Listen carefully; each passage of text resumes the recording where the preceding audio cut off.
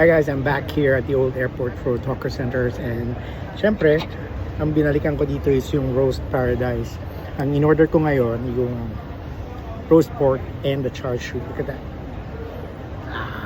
Sarap. Medyo matagal na rin ako hindi nakabalik sa hawker center na to dahil nag-renovate to sila for 3 months. So nagbukas sila about a few months ago and perfect timing. May rest day ako ngayon, so kaya binalikan ko to. Ang una natin titikman, ito yung kanilang roast pork. This is my favorite talaga sa kanila. And look at that guys, okay? Kita nyo, no? Ang tender. Grabe. Look. Diba? Ang sarap. And then we're using it with, preparing it rather, with their sauce.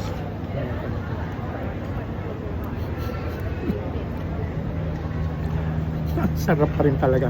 Ito yung lasa na na-miss ko. Look at that. Ito yung meat. Halos walang taba. Ito yung skin. Ganyan. Meat na kaagad, oh. At ang sarap ng kanilang sauce. Wow. Savory. Medyo may alat na may tamis. Perfect talaga para sa roast pork na to. Maalis yung umay nung karne. Sama natin. Yan yung rice. Malasa na rin mismo yung rice. So, perfect na combination to. I'm adding a little chili para may konting kick.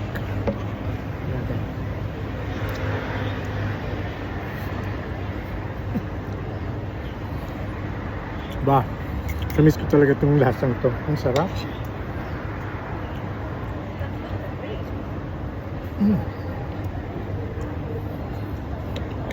Yan yung roast pork nila. Yung skin, yung fat, at yung meat. Perfect na perfect. Lagyan natin ng konting maanghang. And rice tayo.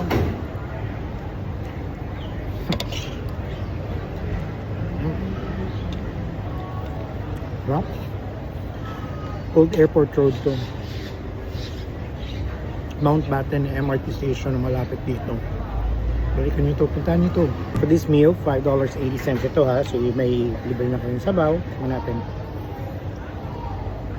Basic na sabaw, hindi nga masyado mainit. Medyo malamig pa. Kasi simula pa lang nila. Then meron silang chili sauce. Then meron din yung sabi kong gravy nila na mas malasa. Tingnan natin yung chili sauce kung maanghang on its own. I'm not a fan of chili sauce pero masarap to. Although medyo maanghang talaga guys. Balik natin dun sa sweet sauce nila.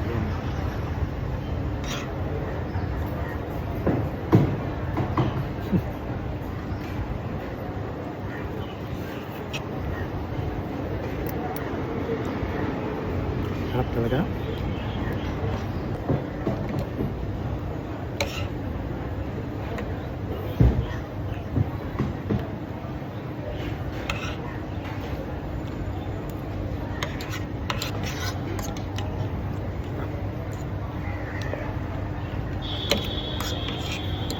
Okay.